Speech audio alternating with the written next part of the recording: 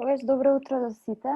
Чест ни е да ви имаме уште еднаш во од еден од вебинарите од серија на вебинари за климатски промени кои беа организирани во овие последни неколку недели. Денешната обука е за кога обуката е и не е решение, односно проценка на капацитетите и потребите за обука за транспарентност во климатските промени. Оваа проценка е направена во рамките на проектот Иницијатива за градење на капацитетите за транспарентност во климатските промени, CBIT проектот, на кој сум дел и јас. Јас сум Емсал Ајредини, правник сум во овој, правен соработник сум во овој проект, а денешниот модератор и презентер. Модераторот, ако сте биле дел веќе од една од овие серија на вебинари, веќе ја знаете, Павлина Здравева, раководител на проекти за климатски промени во UNDP. Она е вклучена во развојот на сите национални политики и стратешки документи поврзани со климатските промени во државата и една е од пионерите кои воведоа иновации во справување со климатските промени. А денешниот презентер ни е Сузан Легро, наш главен технички советник на овој CBIT проектот. Она е консултант за одржлива енергија и климатски промени со повеќе од 20 години искуство со политики и мерки за климатски промени. Поранешна регионална координаторка за енергетика и климатски промени при UNDP во регионот на Европа и Централна Азија, каде го надгледуваше портфолио на проекти за климатски промени финансирани од ГЕФ. Нејзините интереси вклучуваат целокупно управување на процесот на подготовка на националните комуникации и на буровите, зајакнување на капацитетите и меѓусебно управување со информации поврзани со подготовката на националните планови и другите известувања кои произлегуваат од други мултилатерални договори за животна средина. Овие не се општи правила доколку трае вебинарот. Микрофонот на сите учесници е исклучен додека траат презентациите. За пријавување на технички проблем или поставување прашање до презентерите, користете го чатбокс во десниот агол и користете ја опцијата Raise Hand доколку сакате да поставите дополнително прашање или да започнете дискусија по завршување на презентациите. Вебинарот ќе биде на англиски, а доколку сакате да слушате превод, треба да се приклучите на каналот Френч на француски и кога ќе имате прашање, доколку ќе поставите прашањето на македонски, презентерот или до кого ќе го поставите прашањето, ќе го слуша пак од Френч каналот. Ви благодарам и сега за воведни не, момент и на англиски ќе треба.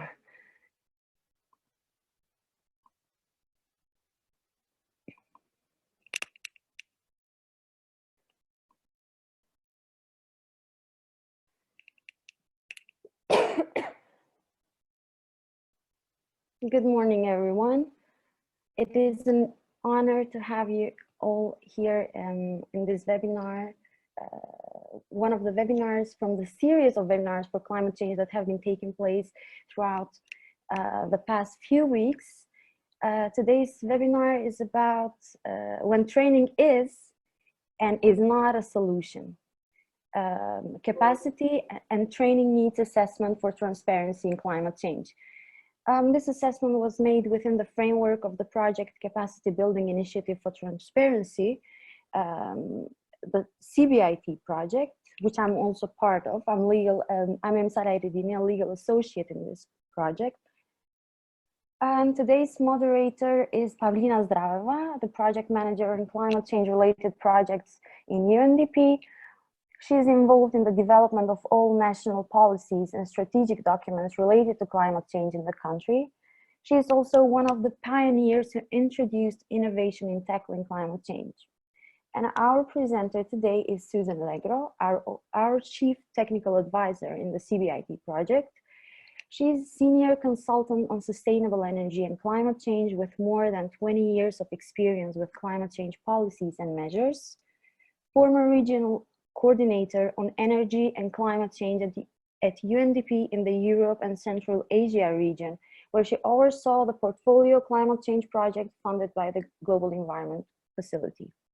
Her interests include overall management of the national communications and BUR preparation process, capacity strengthening related to preparation of NCs and cross-cutting information management for NCs, and also reporting for all the multilateral environmental agreements. Here are some general rules of the webinar. The microphone of all participants is turned off while the presentations last.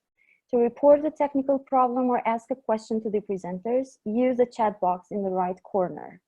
Use the raise hand option if you want to ask an additional question or start a discussion after the presentation.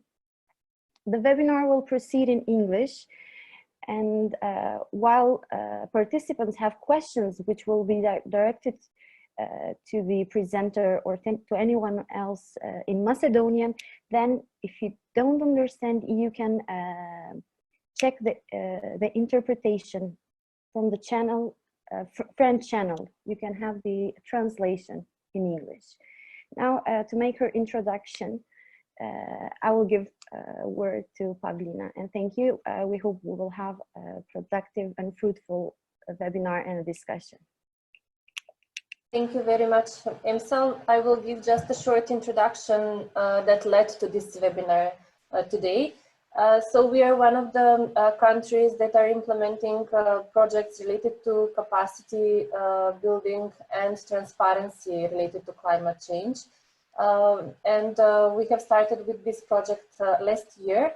By now we have submitted a request for nominations from relevant institutions in order to form a so-called network of climate practitioners, which are representatives of almost 30 institutions in our country that develop or implement policies that are related to climate change. We have nominations from all of these institutions, and we have submitted them a targeted questionnaire about their capacities and about their needs in order to implement our ambitious climate policies and plans. So we are in a very favorable time frame where the country has many projects related to climate change, and is developing at the moment many important policy and legal documents.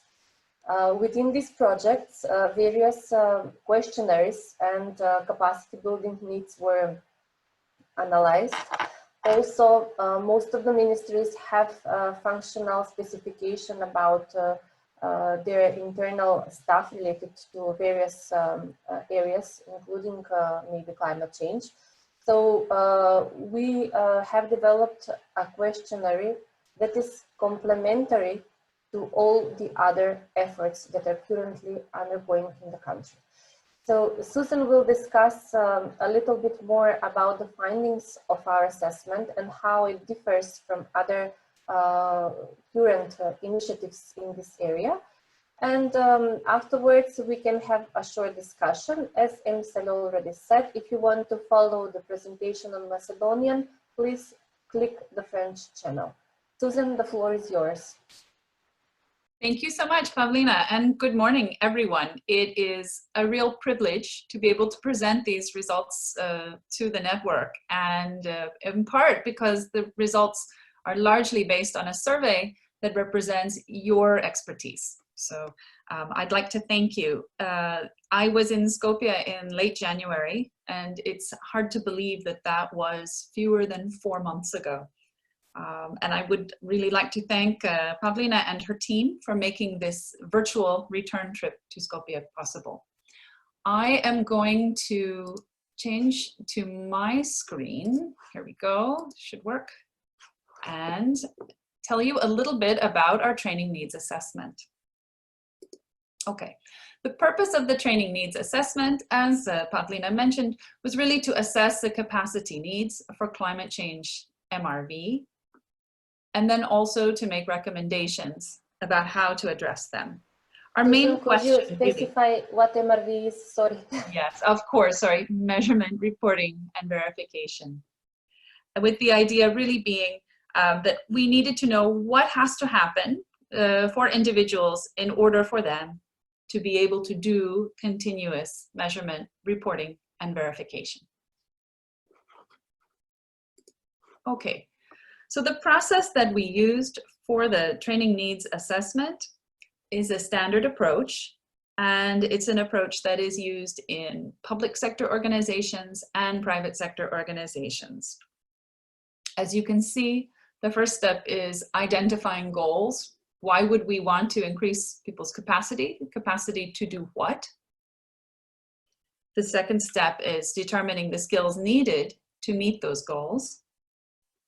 And then the third step is to determine learning activities that will provide those skills. And note that this says learning rather than training. We'll talk a bit about that later.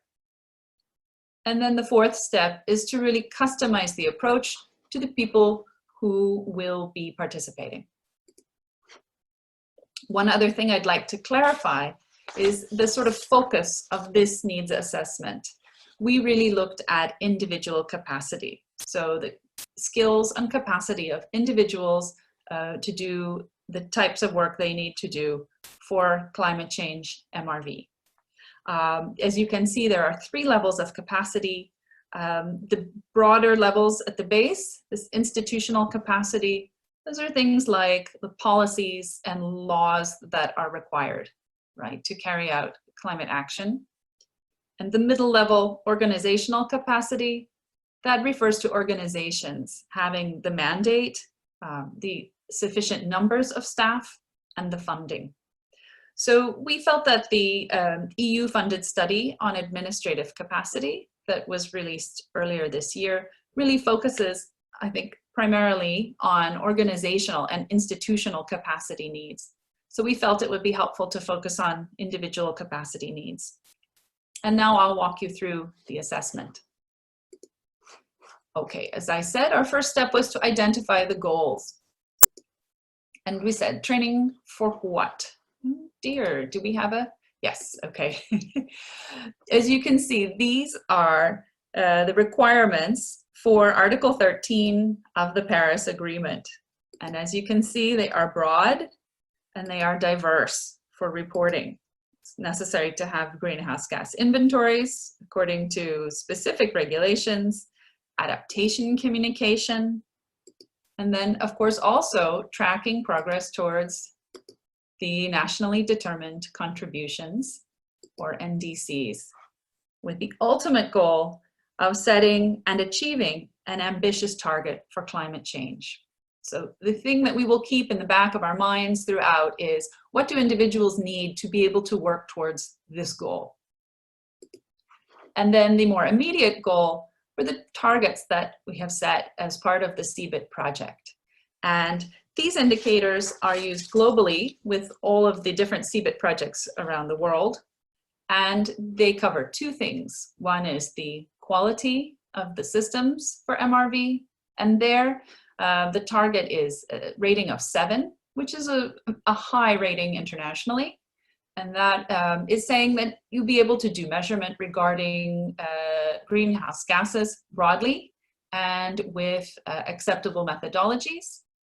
And then the second indicator, I would point out that this institutional capacity, a 3 out of 4, also a very ambitious target, to say that you have standing staff with some capacity to coordinate and implement the activities.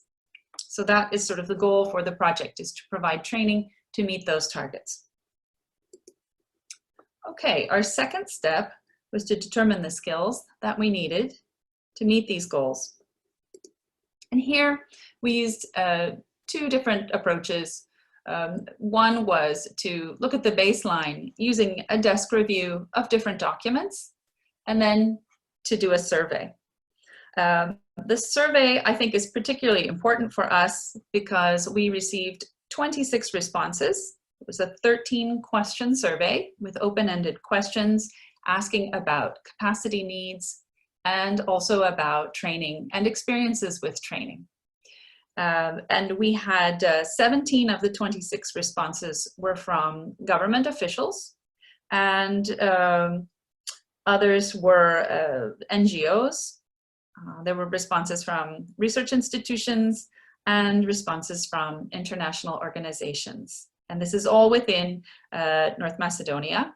And I should note that 69% of the respondents were women. So we were very pleased with the coverage because we were able to reach people who carry out and manage climate change activities in North Macedonia. All right, next slide. Just a little bit more on the desk review, and that was just talking about what we used to try and assess what the baseline of skills was for the country. So we used the documents that went into the CBIT project documentation, where we had baseline ratings for the quality of systems and institutional capacity. We also used information from the second biennial update report and draft information for the third biennial update report. And then we also looked at the recent report on administrative capacity that was produced by the EU-funded project on the preparation of long-term strategy and law on climate action. And that was helpful for us to kind of cross-check our results, and it identified similar trends that we identified in terms of having the transparency work being project-based rather than continuous, having a lack of financing in the national budget for building staff capacities, and then finding that there had been some support for staff strengthening, but mostly international trainings and events. Okay, and now I'll go through a few of the survey findings. And this was the inspiration for the title of the talk, because what we found, training is a great solution for some capacity needs and not a great solution for other capacity needs. The question that we asked was, what is the biggest problem you face, if any, when carrying out work to climate change, related to climate change policies and measures? And we really got three types of answers.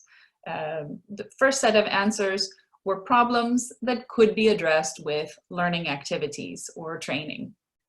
For example, one problem that was identified was a failure to recognize and connect climate issues with other policies.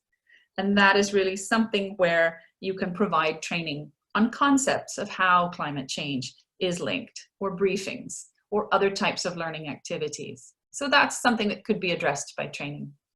The second group of problems that were reported are problems that may be possible to address with training. One example of this is data collection. So if the problem with data collection is that you're not sure about how to measure data, or not sure about the procedures to collect activity data or report it, then that is something that can be addressed with training. If the problem with data collection, on the other hand, is that companies and institutes may not want to share data, or you have difficulty obtaining it, that's something that you can't address with training. So those are areas where we'll probably follow up with questions. And then finally, there are problems that just, they are a capacity problem, but they can't be addressed with training. For example, incomplete legislation in the field of climate change. There are other ways to address that, but it is an institutional capacity problem and not an individual capacity problem. Okay. So we also asked specifically about areas where the respondents felt that their staff or they would require training for Article 13 reporting. And this was really helpful information. We found that by far the most common response had to do with training on vulnerability analysis, impacts, and or adaptation to climate change.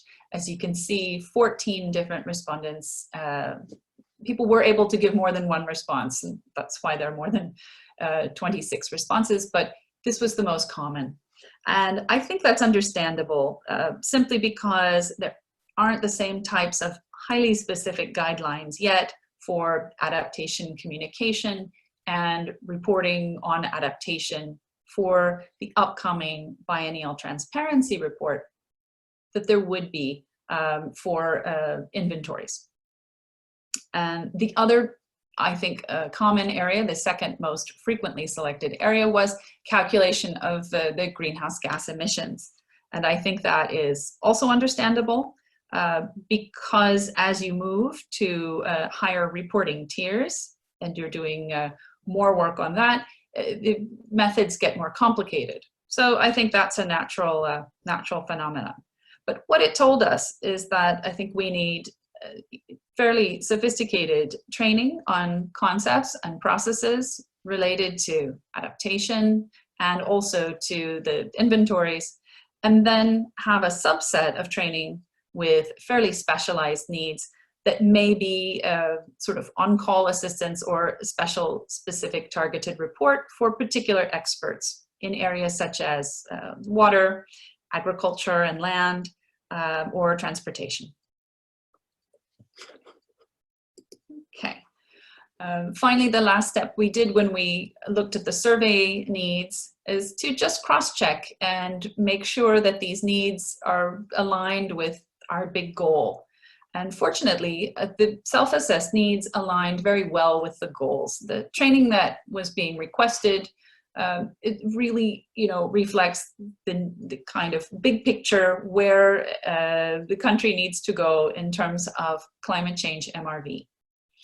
We did find one area that was not usually identified by the stakeholders, and that was training on the MRV platform. So that means technical training for the IT specialists that will be working on the MRV platform, and then also training on procedures for data providers. And I think that that's important. It's understandable that it wasn't included by the survey respondents because the platform doesn't exist yet, but it will be very important. And then finally, I think it was a good sign. There were no mismatched needs. So in other words, people were not asking for kinds of training that really weren't going to move towards this overall goal of Article 13 implementation. Okay, so step 3 was determining the learning activities. And I will coming back to this idea that learning is more than training. As you can see, training is just one tool in the toolbox. And so we considered a variety of learning activities. One idea, for example, you can see briefings. Briefings are, short personalized presentations, and materials would be a briefing book. And, that works very well for incoming new government officials who have not been exposed to climate change concepts before and need to see the linkages between their sector and climate change.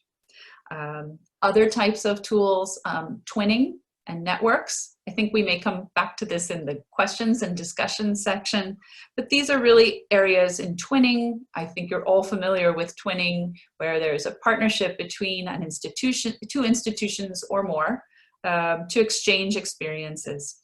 And sometimes you'll have a more experienced institution or an institution with a particular expertise, and sometimes it's really peer learning. The third area, networks, again, this is ongoing learning where you have a group of countries who are communicating, may or may not have a formal network. We see a lot of informal networks right now globally on transparency. But also some formal networks that have coordinators. And we'll talk a bit about that, I think, after the presentation. And then things like study tours and mentoring. I think the key here is that training can be very helpful for introducing concepts and starting to apply them, but these other relationships that you have can be very helpful when you have questions after the training is over. All right, and then just a brief, I won't spend much time on this, we can come back if there are questions, but just to acknowledge that there are different types of training content, depending on your audience, right? You have facts, concepts, processes, procedures, principles, and troubleshooting. And just to compare, for example, if you are a deputy minister, you should know the process of reporting to the UNFCCC and to the energy community. But you don't need to know the procedures for logging into the database. So this is just an example, different types of training with different audiences. You really want to tailor the content. All right, and then step 4 was really customizing the approach to North Macedonia based on the specific feedback that we got from our experts about their experiences with training. So we asked the respondents in the survey, what other kinds of training have your staff or experts whose work you oversee participated in over the past 2 to 3 years? And we made it very broad so that we could get a good sample. It did not have to be related to climate change. And what we found is that I think all but one respondent had attended or had staff attend trainings. Some had up to 40 trainings that staff had attended. And they really included in-country workshops, working groups, international workshops, and study visits. And we found that the types of training in terms of the kind of focus of the training could be grouped loosely into the following categories. These topical trainings on air pollution and climate change, which are highly relevant to the project, climate finance and climate finance readiness, which again feeds into Article 13 reporting, implementation of multilateral environmental agreements, and then broader civil service training, and then some other topical trainings. We also asked the participants to rate the previous trainings that they had on the whole from 1 to 5, with 5 being the highest score. And the scores were quite high. The average was 4.1 across our survey respondents, and the modal score was 5. So people have been, on the whole, very satisfied with training that they had participated in, which is not always the case, I can tell you, based on work in other countries. Okay, so we also asked about experience that organizations had with providing training. And this was an important question for us because we wanted to know about the existing capacity for providing training. What kinds of skills and experience did people have? So we asked for examples where staff or experts have provided training to other experts or organizations. And here we really found that there had been a large number of organizations providing training, and that included training related to climate change, more general training related to the environment, training in other sectors, training for municipalities. Several stakeholders were involved in this, and functional civil service training, so on government procedures. So, and this was not just training provided in North Macedonia, it was also training provided, in one case, in Moldova. So what we found is we have a very good resource base for training trainers. We also asked the participants what they felt made the training successful. So if they were rating their previous training experiences as a 5, why? And the answers really fell into 2 categories. One was this quality of design and organization. So respondents said things like, we had the right participants. We were able to apply the materials. We got new information and best practice. And then the other kind of group of responses on why training had been highly rated were that training and the organizational needs were well matched. So there was an established need. Someone else mentioned that the work of employees improved as a result of the training. And I think these are both, these are important things to keep in mind. All right. Then we also asked about biggest challenges, and specifically, what problems do you foresee in training staff or experts? Okay, the top answer, I think, will not surprise anyone. It's that people have limited time for training. Everyone is busy. And the second most frequent answer was staff turnover or lack of staff. So I think when designing, learning activities or training and learning plan, we really have been thinking carefully about how to work training or learning opportunities into this very limited window of time for training. One of the ideas is to have shorter trainings over multiple sessions, or when employees are coming into the organization, to do the training at the very beginning, before they are dealing with a variety of work duties. And the other idea is really working with networks or the twinning arrangements where you don't have to attend a formal session or travel somewhere for a formal session, but if you have a quick question, you can reach out to a peer or a coordinator and get some information. All right, let's see. And then as a result of this process, thinking about training and what people liked in training and wanted to see, we had finalized, this next step is to finalize the training and capacity strengthening plan, and then to implement the activities. And to get a quick snapshot of what the draft training plan looks like, this is a small excerpt. It includes the timing, which I think will become quarterly timing, but as you know, scheduling things for this quarter and next quarter has been a bit uncertain. It has the goal that needs to be met for this particular learning activity and the type of the capacity strengthening, the content of what should be communicated. So you can see some of these. If you had a briefing, you would have facts and concepts, and you would include a briefing book. Whereas with some training for sectoral ministries, you'd have a training module, and then the target groups, and then the provider and the resources. I think initially the project team will be providing a number of the training and learning activities, but eventually it will shift over to government partners, because as I said, we have a number of resources.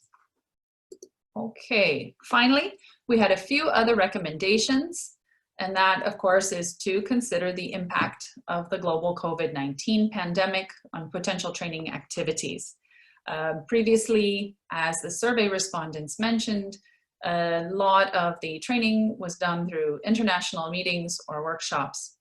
And so I think it's a consideration of how to work without a lot of travel.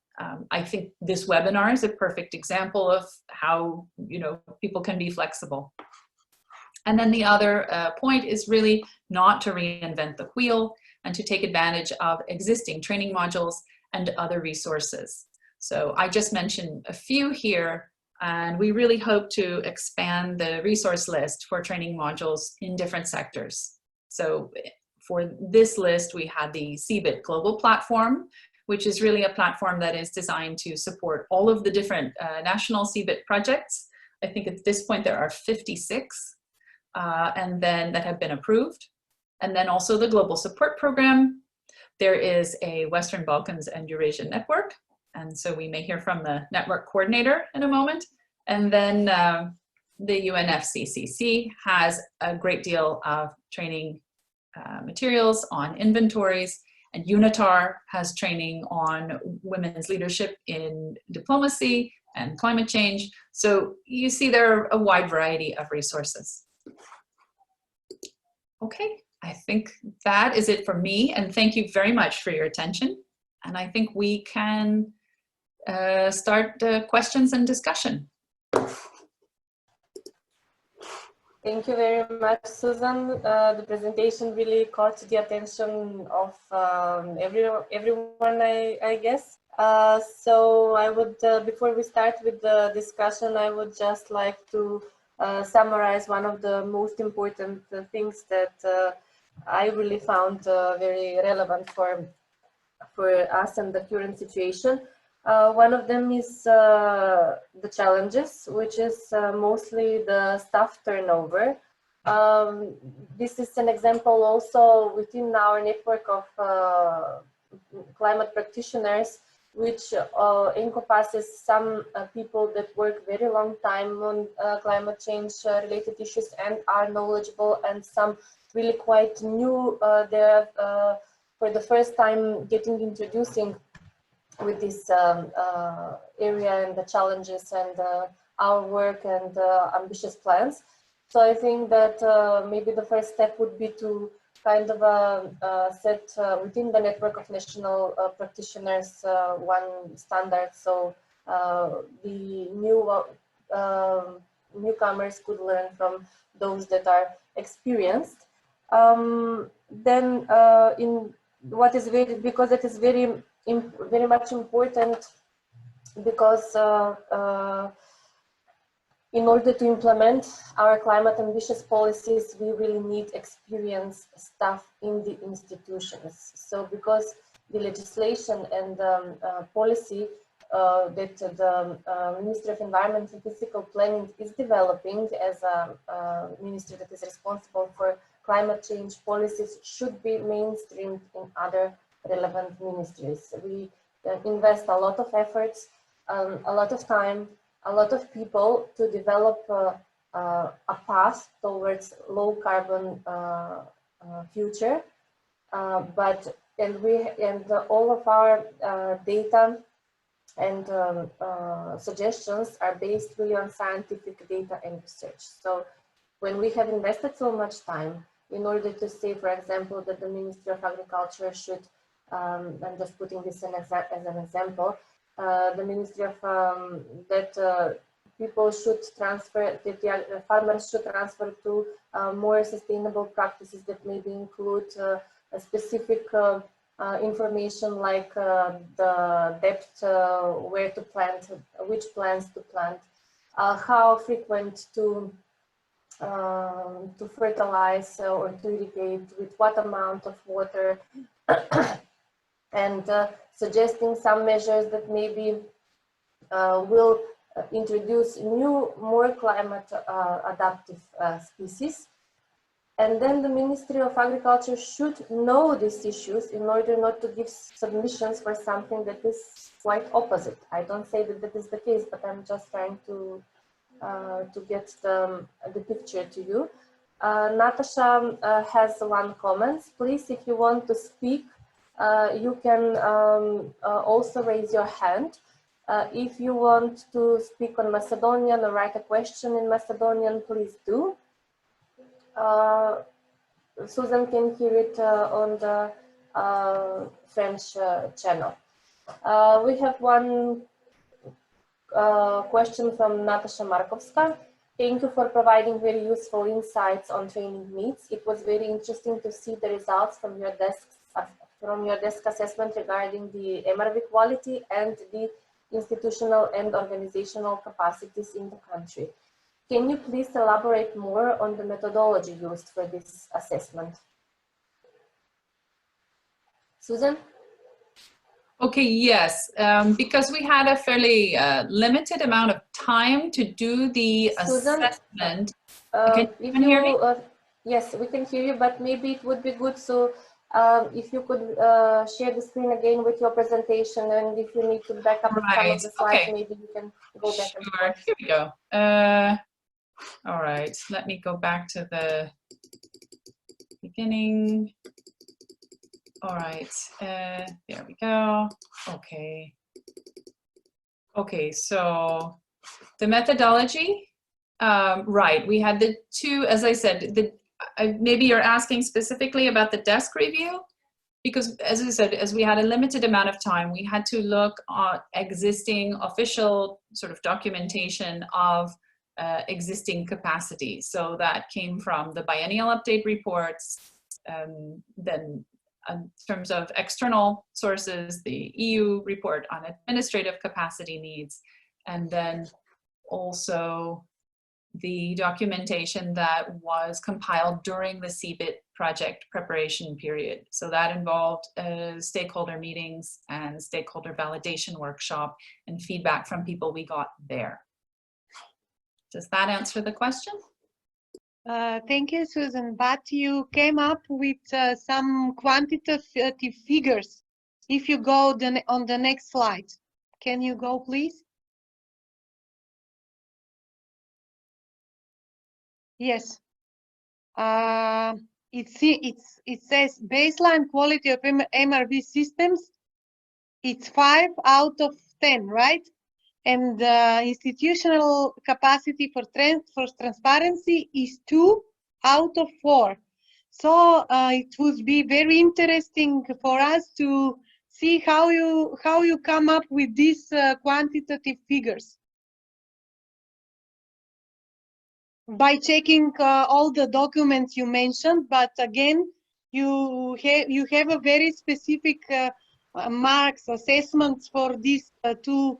And it is for us very, very challenging because a lot of efforts were undertaken before to make these quantitative assessments, but not very successful. And now I see some quantitative results for the assessment of MRV systems and institutional capacities.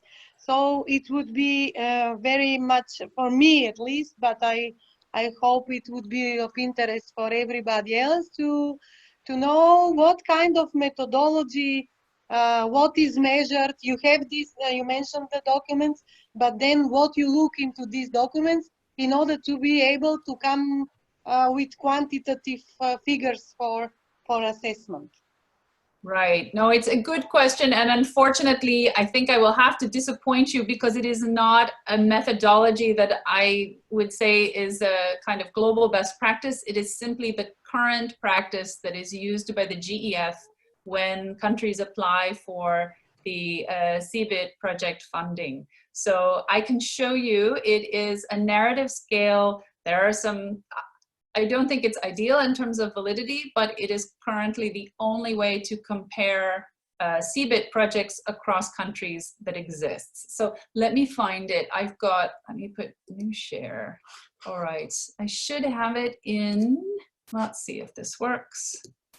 I have the, all right, let's see. Can you see my? Yeah. Okay, I'll move up to the, this is the baseline. Those are the goals, and the baseline is, okay. Here we go. All right. You can see the 5 out of 10 means that measurement systems are strong for a limited set of activities and periodically report on key GHG-related indicators. And then the other highlight, I think reporting is improved through few pathways, but limited audience for the reporting and formats, and verification is limited. I mean, the difficulty is that, you know, you have one numerical rating that is being asked to capture multiple concepts. So, as I said, not ideal, but it is the only current international way of sort of establishing some type of baseline for MRV capacity. And the 2 out of 4 was that you have a designated transparency institution, but there are limited staff and capacity to support and coordinate implementation of transparency activities. Okay, so it means that you have, for example, for the first case, there Yes. are 10 possible marks, and narrative description for each of them. Precisely. So for Macedonia, you think, and after analyzing all these documents, you think that this description under 5 is more suitable for the situation, right? Correct. And for the second item is there are 4 different marks. Exactly. And number 2 is most appropriate.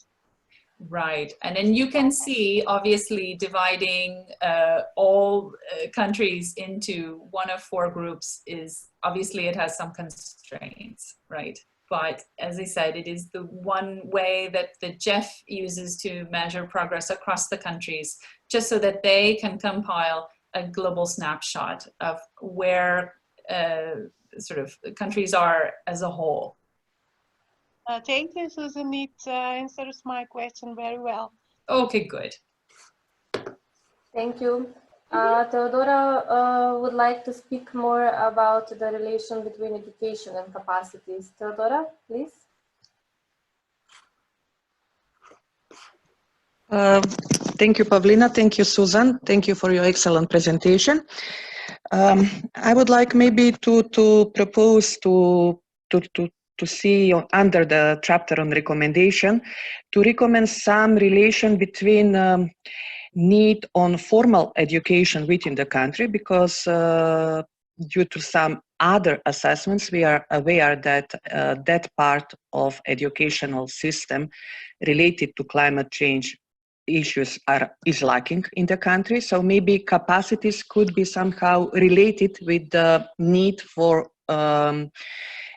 education at several levels, primary, secondary, and faculty, some specialized studies, etc. And then speaking about training needs for administration, I would like to propose that to prioritize training and capacity related needs, because our administration will need to strengthen its own capacity, firstly, on implementation on future legally binding obligation, which will be set by the law on climate action, by the future law on climate action.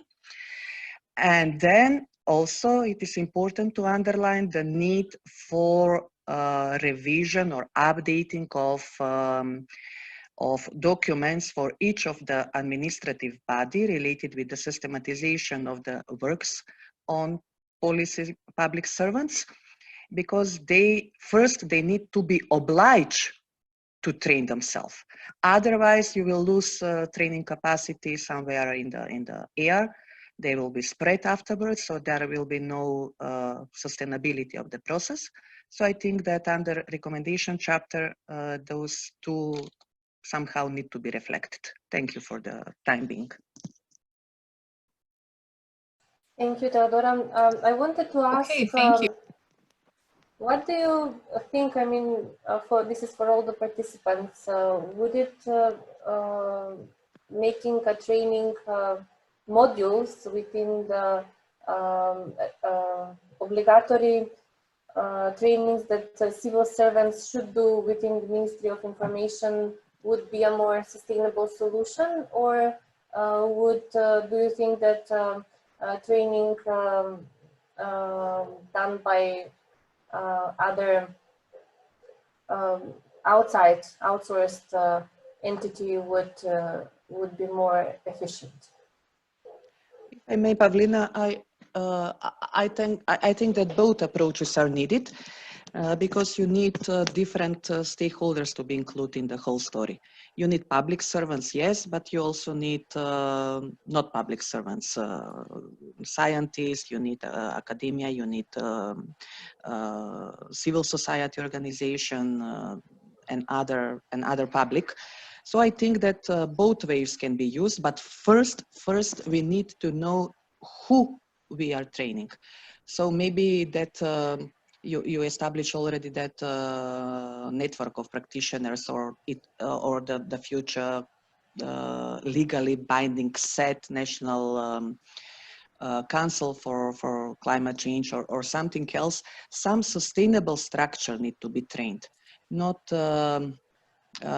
somebody who will lose his capacity afterwards if there is no obligation to continue to work on this issue.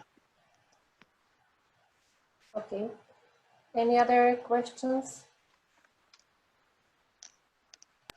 Yeah, I just would like to follow up on that, because I think this came out both in your recommendations and then, Pavlina, in your summary, this how to address the problem of staff turnover.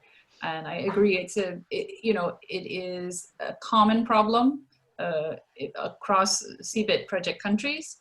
And I think one of the things that we can do, as you suggest, is to really emphasize documentation to make sure that the modules, materials, operation manuals, and even project documentation are maintained and archived in a place that people can have access to them, but also doing the trainings more than once. I've seen this this is a common problem in projects where they have a training during the first 6 months of the project, and it's a 4-year project. And by the end of the 4 years, most of the people who attended the project training are no longer in the same position.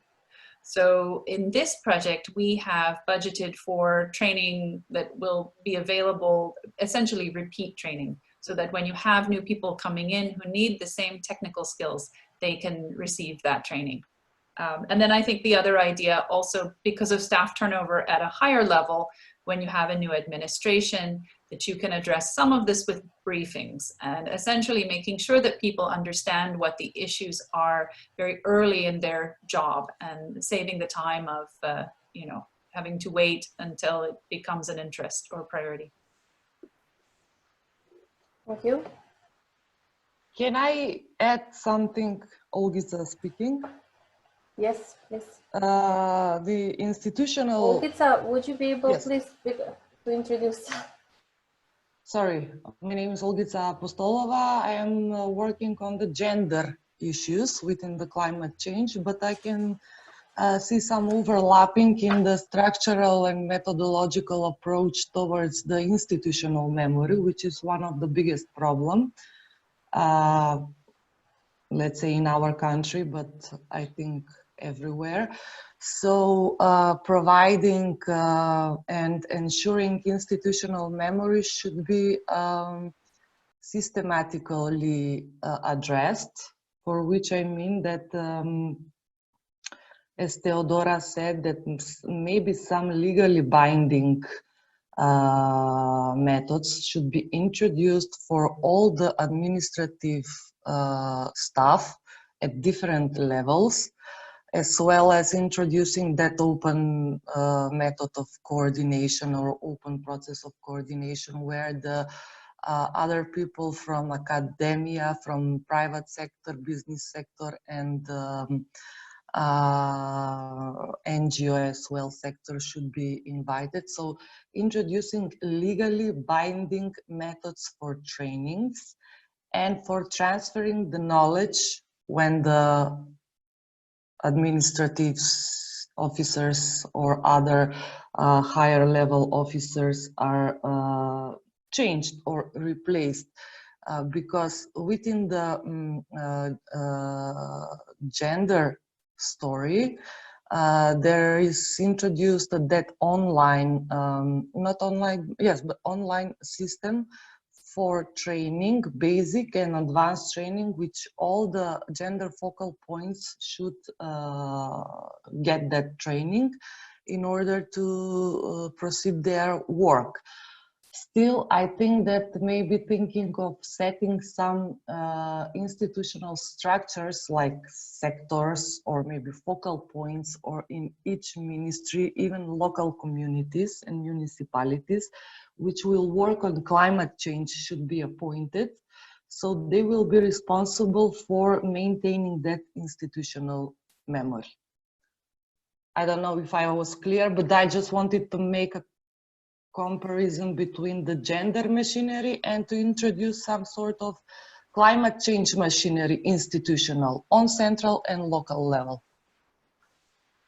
Thank you, Olgica. And when it comes to gender, where it is, you said that it is legally binding. Could you specify where? The law on equal opportunities sets a provision that all the gender focal points within ministries and local communities, local municipalities at local level must go through that basic and advanced training on gender. Theodora, do you think that it would be possible to introduce something like that in the... No, I don't think so, because there are no EU regulation related with this issue. We can, it is totally different because there is no acquis on gender. and it is a national, how to say, response to some global challenge. We have a lot to do with implementation of legally binding regulations, directives, and decisions arising from the EU acquis, which will be introduced into the new legal system under the law on climate action. But I think that in implementation of those legally binding further or future legally binding instruments will introduce also gender aspect and inclusion of women or something else. What I meant about under legally binding, I meant on act on systematization. We cannot speak right now on some legal obligation to introduce climate aspects and gender, but we can, I think from the time being, we can all think how to introduce responsibilities of certain public servants within the institution, within the different institutions, to tackle or to work future on implementation of obligations. There are obligations arising from directives, regulations, and decisions. Under MMR regulation, you cannot see even a single word about gender. No, Teodora, I wasn't speaking about intersecting gender and climate change within those trainings. I was talking about how to develop. I was just trying to make a comparison between the setting institutional machinery on climate change. They are not comparable, Olgica, because we have a certain rules which need to be implemented by the law. We have a lot of technicalities which need to be introduced by the law and subsequent sub-laws. It is not comparable with the gender because gender has, as far as I know, only international, how to say, convention on it. We have also European legislation, we have also European directives, regulation, etc. It is good as a machinery further on to go with the strengthening of capacities, especially on local levels, to help us to implement all of those regulations. I'm seeing that in that perspective, to somehow to motivate or to work all of us together in implementing what will be required by the law. For example, if there is a need for some additional data for bigger or for broader, how to say, inventory in agricultural sector, then we can use maybe local community to help us in providing those data. All of the actions, according to me, need to serve implementation of further legally binding policy. And also, in addition, I agree with the idea that, for example, appointment of some servant within the local self-government or other, which will be responsible by the act of systematization on working on climate issue, will be also good. But you have at local level right now very limited capacities also in implementing legally binding articles by the law on waste, by the law on water, and other. So I think we are at administrative level, we are really lacking of educated and responsible staff, because they have so much obligation for environment, only one person, for example, dealing with all other laws on environment.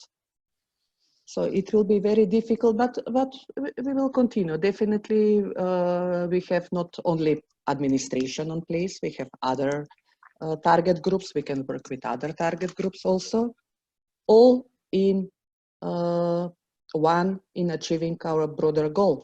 I'm seeing in that perspective. All community need to work in achieving lower carbon emission goal.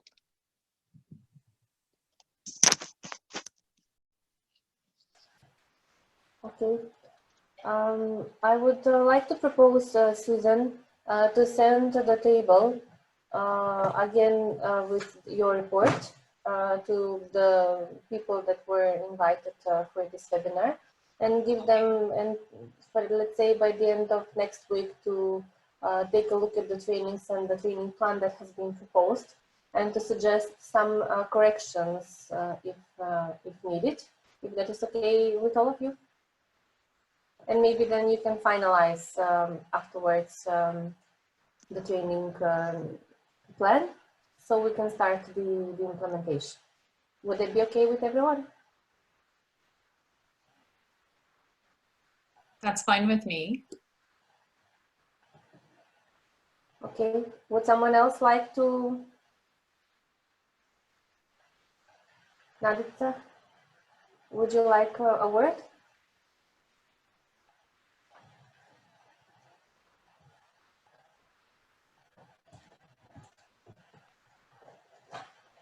Okay. Any more questions, comments? I don't see any raised hands. Okay, then I would like to thank everybody, to the presenters, to EMSAL, to all the people that participated and actively were engaged in the discussion. We working together is really an excellent way to go forward in the way that we planned it. So I would say again that in order to implement ambitious policies, we need knowledgeable people on the right places. And we are doing our best to try to develop a plan on how to obtain that. Then we will send after the report and with the recording the plan. So please take a look at it. If you have any comments, please send them by the end of the next week. Thank you all. And hello. Sorry. Thank you all, and stay safe. Bye. Bye bye. Bye bye. Thank you very much. Bye-bye. Bye bye.